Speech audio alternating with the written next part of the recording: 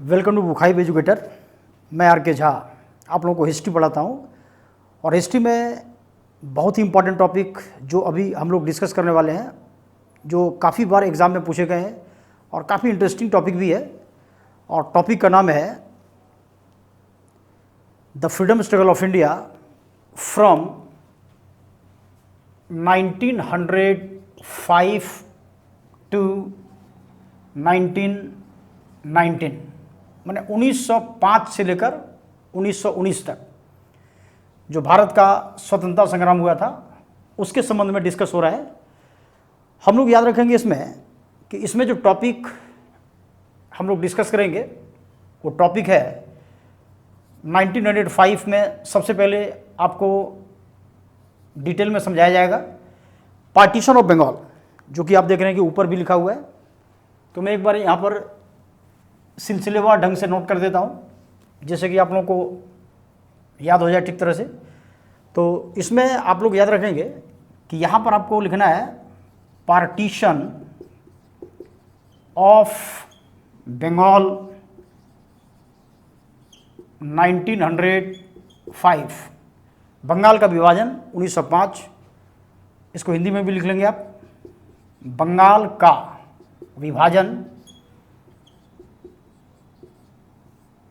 1905। इसके बाद हम लोग इसी से संबंधित एक और टॉपिक जो इसी के साथ आता है वो है स्वदेशी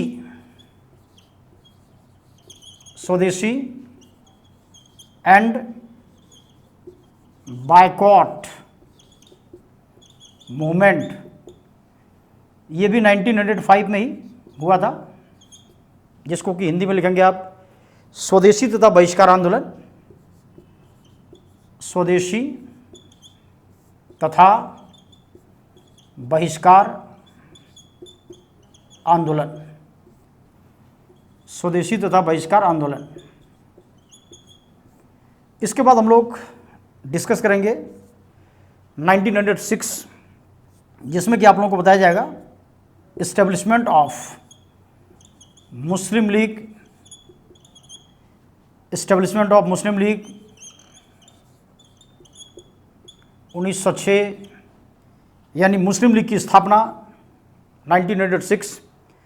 इसके बाद फोर्थ में सूरत स्प्लिट जो 1907 में हुआ था, सूरत स्प्लिट यानी सूरत विभाजन 1907 1907।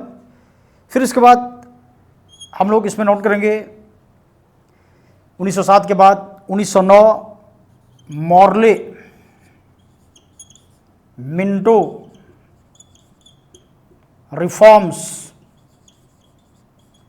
Morley Minto reforms 1909, Morley Minto सुधार 1909। फिर इसमें हम लोग पढ़ेंगे आगे 6 में दिल्ली दरबार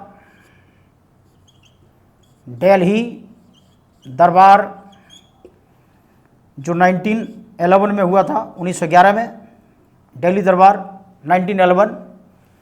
1911। फिर इसके बाद और भी बहुत सारे टॉपिक्स हम लोग डिस्कस करेंगे। जैसे इसके बाद आप लोग इसमें पढ़ेंगे एस्टेब्लिशमेंट ऑफ गदर पार्टी की स्थापना जो 1913 में हुआ था। फिर इसके बाद हम लोग डिस्कस करेंगे कामागाटा मारू इंसिडेंट, कामागाटा मारू की घटना जो 1914 में हुआ था। फिर इसके बाद हम लोग इसमें पढ़ेंगे होम रूल मूवमेंट जो 1916 में हुआ था, 1916 होम रूल आंदोलन। फिर इसके बाद आप लोगों को बताया जाएगा मॉन्टेग्यू चेम्सफोर्ड रिफॉर्म्स 1919। फिर इसके बाद जलियांवाला बाग ट्रेजेडी, इसी के पहले रोलेट एक्ट 1919। तो ये सारी बातें हम लोग इसमें डिस्कस करेंगे। अभी जो हम लोग डिस्कस करने जा रहे हैं वो टॉपिक है बंगाल विभाजन और फिर स्वदेशी मूवमेंट। ये दोनों एक साथ हम लोग पढ़ेंगे। हम लोग याद रखेंगे कि 1905 से एक नेशनल मूवमेंट का एक अलग पीरियड शुरू होता है, जिसको कहा जाता है एक्सट्रीमिस्ट पीरियड। इसको कहा जाता है एक्सट्रीमिस्ट पीरियड यानी गर्मपंथी काल या उग्रवादी काल भी कह सकते हैं आप, इसको गर्मपंथी काल भी कहते हैं, गर्मपंथी काल, उग्रवादी काल भी कहते हैं, जो 1905 से लेकर 1919 तक ये चलता है। इस समय क्या हुआ कि जब कांग्रेस की मांगें अंग्रेजों के द्वारा पूरी नहीं की जाने लगी, सिर्फ आश्वासन दिया जाने लगा कि कर दिया जाएगा, तो बाल गंगाधर तिलक जैसे नेताओं ने ये डिसाइड किया कि अब अगर हम अंग्रेजों से सिर्फ आरजू मिन्नत करते हैं, रिक्वेस्ट करते हैं, अनुरोध करते हैं, तो इससे हमारा काम नहीं चलेगा। अब हमें विरोध करना पड़ेगा, हिंसक आंदोलन करना पड़ेगा, तभी ये हमारी बातें सुनेगा। और इसीलिए 1905 के बाद से ही इस प्रकार का सिस्टम डेवलप होना शुरू हो गया इंडिया में, जिसके चलते एक तरह से आप कह सकते हैं कि माहौल बहुत ही गर्म होना शुरू हो गया। और इतिहासकारों ने इस काल को कहा गर्मपंथी काल, जिसमें कि आप लोग पढ़ेंगे कि 1907 में कांग्रेस का सेशन सूरत में हुआ और दो पार्ट में कांग्रेस डिवाइड हो गया, और वो दो पार्ट थे, एक आपको बताया गया था मॉडरेट और दूसरा एक्सट्रीमिस्ट पीरियड। तो एक्सट्रीमिस्ट पीरियड वैसे 1905 से शुरू हो जाता है, क्योंकि स्वदेशी मूवमेंट की शुरुआत 1905 से हो चुकी थी, और स्वदेशी मूवमेंट में विदेशी चीज़ों का बहिष्कार होना शुरू हो गया था। पूरे देश में जितने भी विदेशी सामान बिक रहे थे उन सभी को इकट्ठा करके जलाया गया। मैंने एक तरह से पूरे देश में ये आंदोलन फैल चुका था, और अंग्रेजों के खिलाफ एक तरह से हिंसक आंदोलन की शुरुआत 1905 से ही हो चुकी थी। तो इसमें जो टॉपिक हम लोग शुरू करेंगे अभी, पार्टीशन ऑफ बंगाल और फिर स्वदेशी मूवमेंट। एक बार आप लोग हेडिंग बना लेंगे, पार्टीशन ऑफ बंगाल, बंगाल का विभाजन। हम लोग याद रखेंगे कि बंगाल इंडिया का सबसे विशाल स्टेट था, राज्य था। बंगाल में शामिल था आज का बांग्लादेश, वेस्ट बंगाल, बिहार, झारखंड, उड़ीसा, और पहले असम भी शामिल था। असम भी पहले बंगाल का ही पार्ट था, लेकिन असम 1874 में ही बंगाल से अलग हो चुका था, फिर बाद में असम को शामिल कर लिया गया। यानी बंगाल इतना विशाल स्टेट था। बंगाल में जो शामिल था, इसमें आप लोगों को मैंने बताया था कि आज का जो बांग्लादेश है, आज का जो बांग्लादेश है, इसके बाद वेस्ट बंगाल जो इंडिया का स्टेट है, इसके बाद बिहार, झारखंड, उड़ीसा, तो ये सब मिलकर के उसमें एक स्टेट था बंगाल, विशाल राज्य इंडिया का। यहाँ पर जनसंख्या भी बहुत ज़्यादा थी। आप कह सकते हैं कि 7,85,00,000 से भी ज़्यादा जनसंख्या थी, लगभग 8 करोड़ की जनसंख्या थी। आप सोच सकते हैं कि कितनी बड़ी आबादी थी यहाँ पर। और बंगाल में हिंदू मुसलमान बड़े मिलकर रहते थे। बंगाल एक ऐसा स्टेट था उसमें जहाँ पर ज़्यादा पढ़े लिखे लोगों की संख्या थी। जितने भी एक्सपेरिमेंट अंग्रेज़ों ने किया, जितने भी प्रयोग अंग्रेज़ों ने किया, वो सारा प्रयोग उसने कहाँ किया? बंगाल में किया। अब जैसे इंग्लिश एजुकेशन की शुरुआत बंगाल में, सबसे पहले कॉलेज बना बंगाल में, सबसे पहले यूनिवर्सिटी बना बंगाल में, सबसे पहले हाई कोर्ट बना बंगाल में, सुप्रीम कोर्ट बना बंगाल में, तो सब बंगाल में ही था, कलकत्ता में। चूँकि कलकत्ता अंग्रेज़ों की मेन जगह थी, कलकत्ता अंग्रेज़ों की कैपिटल थी। तो जहाँ पर शुरुआत किसी चीज़ की होती है, वहाँ पर लोगों को एडवांस नॉलेज तो होती ही होती है। आप देखो अभी कि कोई भी अगर मान लो कानून बनता है, तो सबसे पहले लागू कहाँ पर होता है? आप खुद जानते हैं कि सबसे पहले लागू कहाँ हो जाता है? सेंटर में। और सेंटर इंडिया का किसे माना जाता है? दिल्ली। तो दिल्ली में सबसे पहले एक्सपेरिमेंट के तौर पर कुछ होता है, और फिर इसके बाद धीरे धीरे पूरे और स्टेट में उसे इम्प्लीमेंट किया जाता है। ये कहने का मतलब है, तो उसी प्रकार जैसे आज आप देखते हैं कि एक्सपेरिमेंट के तौर पर सेंटर में सबसे पहले लागू होता है, उसी प्रकार अंग्रेजों ने जो भी एक्सपेरिमेंट किया, चाहे वो इंग्लिश एजुकेशन का हो, चाहे वो यूनिवर्सिटी बनाने का हो, हाई कोर्ट बनाने का हो, सुप्रीम कोर्ट बनाने का हो, वो सबसे पहले बंगाल में ही शुरू हुआ। और इसीलिए बंगाल में पढ़े लिखे लोगों की संख्या ज़्यादा थी। आप लोगों को ये भी पता होगा कि सबसे पहले ICS ऑफिसर जो बना वो भी बंगाल के ही थे। सत्येंद्रनाथ टैगोर, RN टैगोर के बड़े भाई, जो बंगाल के ही थे, कलकत्ता के रहने वाले। तो बंगाल में पढ़े लिखे लोगों की संख्या ज़्यादा थी, और जहाँ पर पढ़े लिखे लोगों की संख्या ज़्यादा होती है वहाँ पर अधिकारों की बात भी होती है। अधिकारों की बात कौन करता है? जो जानकार लोग होते हैं। आपने देखा होगा कि जितने भी आंदोलन होते हैं वो आंदोलन करने वाले कौन होते हैं? मिडिल क्लास के लोग होते हैं, मध्यम वर्ग के लोग होते हैं। क्यों? क्योंकि मिडिल क्लास के लोग पढ़े लिखे ज़्यादा होते हैं। उच्च वर्ग के लोग तो बिना पढ़े भी काम चल जाता है, वो पढ़ी हुई डिग्री ही ले लेता है, खरीद लेता है कहीं से भी, क्योंकि उसको तो अपना खुद वो इकोनॉमिकली इतना स्ट्रांग होता है कि उसको और लोगों से मतलब ही नहीं होता है। और निम्न वर्ग के लोग जो होते हैं, आर्थिक रूप से जो कमज़ोर तबके के लोग होते हैं, जो मजदूर टाइप के लोग होते हैं, उसमें भी आंदोलन का कोई खास प्रभाव नहीं दिखता है, क्योंकि वहाँ पर भी वो जैसा समय होता है वैसे अपने आप को ढाल लेता है। लेकिन जो मिडिल क्लास के लोग होते हैं उसमें बुद्धिजीवी वर्ग ज़्यादा होते हैं, उसमें पढ़े लिखे लोग ज़्यादा होते हैं, जिसके कारण आंदोलन इत्यादि जो भी इतिहास में कहीं पर भी दुनिया में हुआ है वो बुर्जुआ वर्ग ने ही किया है, जिसको कि मिडिल क्लास का कह सकते हैं आप। तो यहाँ पर भी पढ़े लिखे लोग बहुत अधिक संख्या में थे, और अंग्रेज जो अत्याचार कर रहा था उसका विरोध भी बंगाल से ही शुरू होता था, नेता भी बंगाल का ही होता था। तो अंग्रेजों ने सोचा कि क्यों नहीं बंगाल जो बहुत विशाल राज्य है इसको दो भाग में बांट दिया जाए, क्योंकि अगर ये दो भाग में बढ़ जाता है तो एक तरफ मुसलमान ज़्यादा संख्या में हो जाएगा और हिंदू अल्पसंख्यक हो जाएगा, दूसरी तरफ हिंदू ज़्यादा संख्या में हो जाएगा और मुस्लिम अल्पसंख्यक हो जाएगा। आप हमेशा याद रखेंगे कि अंग्रेजों ने मुसलमानों को अपने मुहरे के रूप में प्रयोग किया हिंदुओं के खिलाफ। यहाँ पर जो सांप्रदायिक दंगा आदि शुरू हुआ है ये इंडियन के मन की उपज नहीं है, ये अंग्रेजों ने यहाँ शुरू किया, क्योंकि उसकी पॉलिसी क्या थी? डिवाइड एंड रूल पॉलिसी, फूट डालो और शासन करो। तो फूट डालो और शासन करो की नीति को यहाँ पर प्रत्यक्ष रूप से फॉलो करते हुए लॉर्ड कर्जन जब इंडिया का वाइसराय बनकर आया तो उसने देखा कि बंगाल को अगर दो पार्ट में डिवाइड कर दिया जाता है तो फिर यहाँ पर हिंदू मुसलमानों में एकता खत्म हो जाएगी और फिर ये लोग आपस में लड़ने लगेंगे और इसका फायदा अंग्रेजों को हो जाएगा और बहुत ही लंबे टाइम तक इंडिया में अंग्रेजी शासन चलता रहेगा। तो इसी संदर्भ में हम लोग डिस्कस करने जा रहे हैं, टॉपिक है partition of Bengal,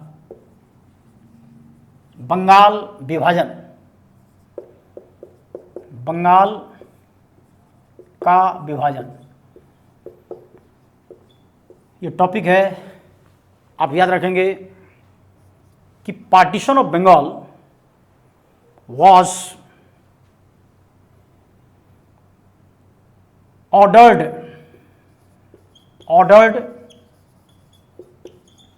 to divide, या आप इसमें याद रखेंगे कि Bengal was ordered to divide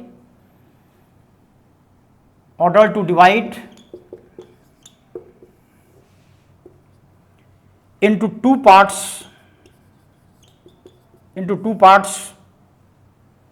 by viceroy Lord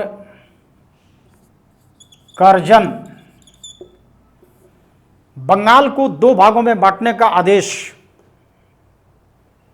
viceroy Lord Curzon ने दिया था। ध्यान रखेंगे आप, बंगाल को दो भागों में बांटने का आदेश वाइसराय लॉर्ड कर्जन ने दिया था। अब कर्जन का शासनकाल कब से कब तक इंडिया में रहा? तो आप याद रखेंगे कि कर्जन जो इंडिया में शासन किया था वह 1899 से लेकर 1905 तक, 1899 से लेकर 1905 तक। तो लॉर्ड कर्जन जो था बहुत प्रतिक्रियावादी, रिएक्शनिस्ट था बहुत बड़ा ही। इसने इंडिया की भलाई की बात कभी नहीं सोची, आप कह सकते हैं। तो लॉर्ड कर्जन ने यहां पर आकर के divide and rule policy, divide and rule policy को खुलेआम फॉलो करते हुए उसने सांप्रदायिकता के आधार पर, यानी धर्म के आधार पर बंगाल को दो भागों में बांटने का आदेश दिया। आप याद रखेंगे कि बंगाल को इसने जो ऑर्डर दिया डिवाइड करने का वो 19 जुलाई 1905 को। तो आप याद रखेंगे कि Lord Curzon ordered to divide Bengal on 19 जुलाई 1905। 19 जुलाई 1905 को बंगाल को दो भागों में बांटने का आदेश लॉर्ड कर्जन ने दिया। और किस आधार पर उसने डिवाइड करने का ऑर्डर दिया? On the basis of communal base या ऑन द कम्युनल बेस, यानी सांप्रदायिकता के आधार पर। सांप्रदायिकता क्या होती है? सांप्रदायिकता का मतलब धर्म, रिलीजन के आधार पर। आप कह सकते हैं on the basis of religion भी कह सकते हैं आप इसको। धर्म के आधार पर बंगाल को उसने बांटने का ऑर्डर दिया। और दो पार्ट में जो बांटने का ऑर्डर दिया वो दो पार्ट था। एक तो ईस्ट बंगाल,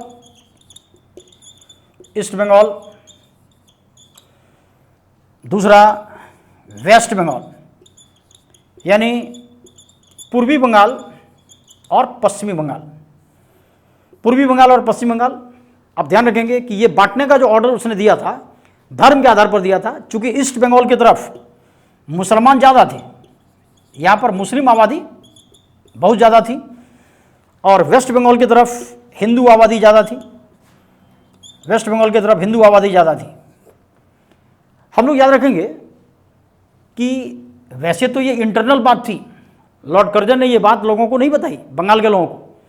उसने बंगाल के लोगों को बेवकूफ़ बनाने के लिए कहा कि बंगाल का एरिया बहुत विशाल एरिया है और इसीलिए वह बंगाल को दो पार्ट में डिवाइड कर रहा है।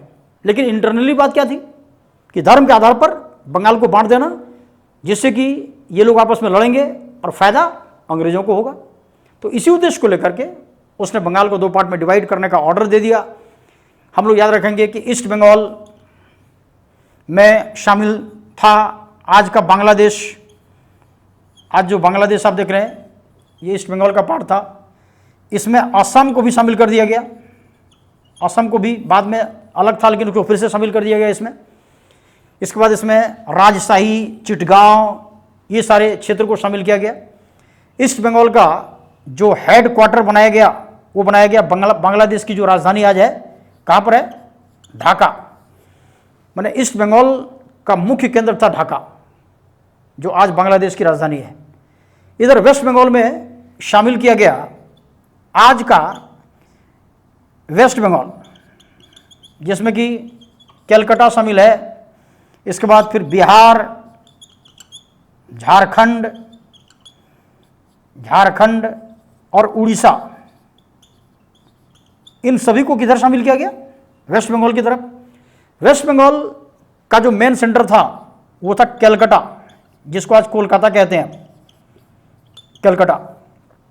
तो इस प्रकार धर्म के आधार पर बंगाल को दो पार्ट में इसने डिवाइड करने का ऑर्डर दे दिया और इसे लागू कर दिया गया 16 अक्टूबर 1905 को।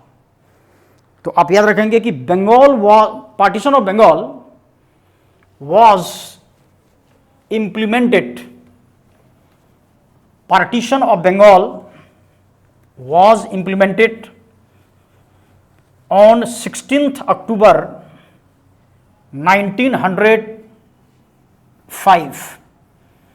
16 अक्टूबर 1905। बंगाल का विभाजन 16 अक्टूबर 1905 को लागू कर दिया गया। 16 अक्टूबर 1905 को बंगाल को दो भाग में बांट दिया गया। ऑर्डर 19 जुलाई 1905 को दिया गया था कर्जन के द्वारा और लागू भी किया गया कर्जन के ही टाइम में 16 अक्टूबर 1905 को।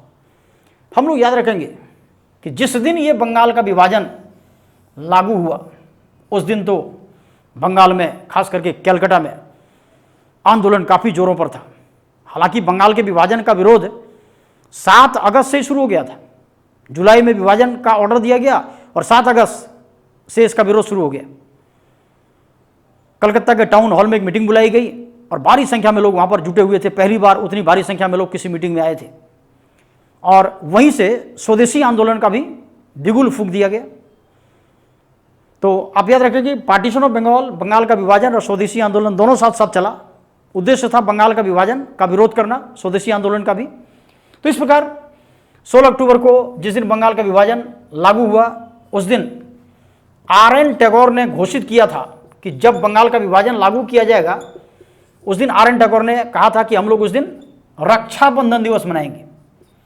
तो रक्षाबंधन दिवस, आप देखते हैं कि रक्षाबंधन का जो त्यौहार होता है वो सावन पूर्णिमा को मनाया जाता है, लेकिन वो कोई सावन का महीना नहीं था। वो यहाँ पर आर.एन. टैगोर ने कहा कि जिस दिन बंगाल का विभाजन लागू होगा, उस दिन हिंदू और मुसलमान एक दूसरे को राखी बांधेंगे, मुसलमान हिंदुओं की कलाई पर और फिर हिंदू मुसलमानों की कलाई पर, और एक दोनों को राखी बांधकर हम एक दूसरे को रक्षा का वचन देंगे, क्योंकि हम लोग एक हैं, हम लोग धर्म के आधार पर अलग नहीं हैं। इंडिया के लोग शुरू से ही काफ़ी सरल स्वभाव के रहे हैं, उनके अंदर छल कपट की भावना कभी नहीं रही है। ये छल कपट की भावना जो लाने का काम किया है, ये विदेशियों की देन है। तो इस प्रकार हिंदू मुसलमानों में एकता मजबूत करने के लिए आर.एन. टैगोर ने रक्षाबंधन दिवस मनाने की घोषणा की। 16 अक्टूबर जिस दिन बंगाल का विभाजन लागू हुआ, उस दिन को आप याद रखेंगे कि शोक दिवस के रूप में भी मनाया गया। इसको सौरो डे भी कहा गया, सौरो डे, शोक दिवस के रूप में भी मनाया गया जिस दिन बंगाल का विभाजन हुआ। हम लोग याद रखेंगे कि जिस दिन बंगाल का विभाजन लागू हुआ, उस दिन कलकत्ता में जुलूस भी निकाले गए थे, मौन जुलूस। फिर बाद में वंदे मातरम का नारा भी उसी दिन लगाया गया। वंदे मातरम को नारे के रूप में अगर पूछा जाए सबसे पहले प्रयोग कब किया गया, तो आपका आंसर होगा 1905 स्वदेशी आंदोलन के समय। हम लोग याद रखेंगे कि ये जो आंदोलन था, ये हालांकि बंगाल विभाजन के खिलाफ था, लेकिन ये आंदोलन पूरे देश में फैल गया, और इसीलिए स्वदेशी आंदोलन को 20वीं शताब्दी का भारत का पहला राष्ट्रीय आंदोलन कहा जाता है। तो Swadeshi movement is called the first national movement of 20th century of India. 20वीं शताब्दी का अगर पहला राष्ट्रीय आंदोलन पूछा जाए कौन सा था, तो आपका आंसर होगा स्वदेशी तथा बहिष्कार आंदोलन। स्वदेशी आंदोलन इसलिए इसे कहा गया क्योंकि हमारे देश में जो सामान बनते थे उसके उपयोग पर जोर दिया गया और विदेशी चीज़ों का बहिष्कार करने का ऐलान किया गया। तो इस प्रकार आप याद रखेंगे कि बंगाल विभाजन के खिलाफ स्वदेशी और बहिष्कार आंदोलन शुरू हुआ। स्वदेशी तथा बहिष्कार आंदोलन का जो नेता था उसे याद रखेंगे आप, सुरेंद्र नाथ बनर्जी। सुरेंद्र नाथ बनर्जी स्वदेशी आंदोलन के नेता थे, जो 7 अगस्त 1905 को शुरू हुआ था। हम लोग याद रखेंगे कि आर.एन. टैगोर ने बंगाल की एकता के लिए उसने एक गीत भी लिखी। उन्होंने जो गीत लिखी, वो गीत की पंक्ति थी, अमार सोनार बांग्ला। तो R N. Tagore composed a song Amar, Amar Sonar Bangla. R N. Tagore ने अमार सोनार बांग्ला नामक गीत लिखी। यही आज बांग्लादेश का राष्ट्रगान है।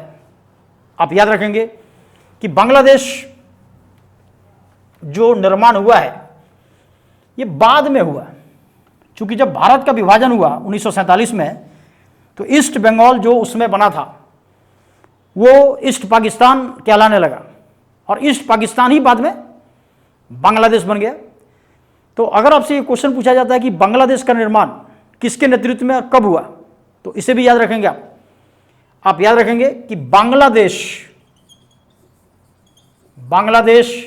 was formed on 16 December 1971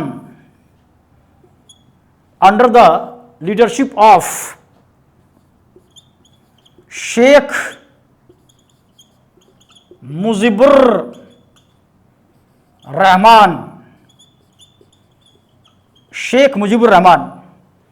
Bangladesh का निर्माण 16 दिसंबर 1971 को शेख मुजीबुर रहमान के नेतृत्व में हुआ था। आप याद रखेंगे कि शेख मुजीबुर रहमान को बांग्लादेश का राष्ट्रपिता कहा गया है, father of nation of Bangladesh कहा गया है। शेख मुजीबुर रहमान को एक और उपाधि दी गई है, बंग बंधु। इनके नाम के आगे लगता है बंग बंधु। तो बंग बंधु के नाम से इन्हें जाना जाता है। हम लोग याद रखेंगे कि शेख मुजीबुर रहमान ने अपनी आत्मकथा की पुस्तक लिखी थी। उस बुक का नाम है फ्रेंड्स फ्रेंड्स एंड फोज, यानी दोस्त और दुश्मन। आप याद रखेंगे कि दोस्त के ग्रुप में उन्होंने इंडिया का जिक्र किया है और दुश्मन के ग्रुप में उन्होंने पाकिस्तान का जिक्र किया है, क्योंकि बांग्लादेश जो बना है वो पाकिस्तान के खिलाफ बना 1971 में। बांग्लादेश क्यों बना ये भी मैं आप लोगों को बताऊंगा, उसकी भी चर्चा हम करेंगे। लेकिन यहाँ पर फिलहाल आप ये याद रखेंगे कि जो आज बांग्लादेश है वो ईस्ट बंगाल था पहले, ईस्ट बंगाल ही बाद में ईस्ट पाकिस्तान बना और ईस्ट पाकिस्तान ही बाद में बांग्लादेश बन गया। तो जब बांग्लादेश बना 16 दिसंबर 1971 को, तो बांग्लादेश की सरकार ने ये डिसाइड किया कि जो आर.एन. टैगोर ने जो गीत लिखी है 1905 में, अमार सोनार बांग्ला, हम उसी को राष्ट्रगान के रूप में स्वीकार करते हैं। तो आर.एन. टैगोर ने 3 देशों का नेशनल एंथम लिखा है, एक तो इंडिया का जन गण मन, फिर उसके बाद बांग्लादेश का अमार सोनार बांग्ला, और फिर श्रीलंका का भी उन्होंने राष्ट्रगान कंपोज किया है। तो इस प्रकार आप लोग पार्टीशन ऑफ बंगाल में ये सारी जानकारी याद रखेंगे। हम लोग ये भी याद रखेंगे कि स्वदेशी आंदोलन का प्रभाव इतना ज़्यादा पड़ा इंडिया में कि भारत में स्वदेशी कंपनियों की स्थापना शुरू हो गई। सबसे पहली स्वदेशी कंपनी का नाम था Bengal Limited. Bengal Limited company India की पहली स्वदेशी कंपनी है जो 1905 में बनी। हम लोग ये भी याद रखेंगे कि पहली आयरन एंड स्टील कंपनी जो इंडिया में बनी, उस कंपनी का नाम है TISCO, Tata iron and steel company. तो टिस्को कंपनी इंडिया की पहली आयरन एंड स्टील कंपनी कहलाती है, जो 1907-8 में बना था। 1907-8 में उसकी स्थापना हुई थी। आप याद रखेंगे किस प्रकार स्वदेशी आंदोलन का प्रभाव पूरे भारत में फैल गया। आप याद रखेंगे कि जो उत्तर प्रदेश का एरिया था वहाँ पर इसका नेता था अजीत सिंह, पंजाब का जो एरिया था वहाँ पर इसका नेता था लाला लाजपत राय। तो उसके बाद दिल्ली के क्षेत्र में भी सैयद रजा ने इस आंदोलन का नेतृत्व किया था। बंगाल विभाजन का विरोध किया गया था। तो पूरे देश में ये आंदोलन फैल चुका था और ये आंदोलन एक ऐसा आंदोलन साबित हुआ कि बाद में जब कांग्रेस का सेशन बुलाया गया 1905 में, तो गोपाल कृष्ण गोखले के नेतृत्व में, उनकी अध्यक्षता में 1905 में स्वदेशी प्रस्ताव भी पास कर दिया गया। मैंने कांग्रेस ने भी इस आंदोलन को एक्सेप्ट कर लिया और देशव्यापी आंदोलन में इसे बदल दिया। तो इस प्रकार आप लोग ये सारी बातें इसमें याद रखेंगे। पार्टीशन ऑफ बंगाल में और स्वदेशी आंदोलन में बस आपको इतनी बातें याद रखनी है। इसी प्रकार मैं बहुत सारे टॉपिक्स डिटेल में पढ़ाता रहता हूँ। तो इन सभी को जानने के लिए, इसी प्रकार एंजॉय करने के लिए हिस्ट्री को, तो आप लोग जो बुखाइब एजुकेटर्स का जो चैनल है उसे सब्सक्राइब, शेयर और वॉच करना नहीं भूलेंगे आप। इसे जितना ज़्यादा आप फैलाएंगे उतना ज़्यादा आपके दोस्तों को भी फायदा होगा और फिर आप भी लाभान्वित होंगे।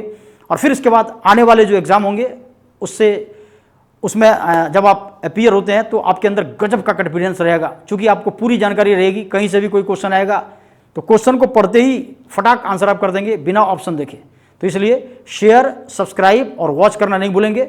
याद रखना है आपको बुखाइब educators channel. Thank you very much.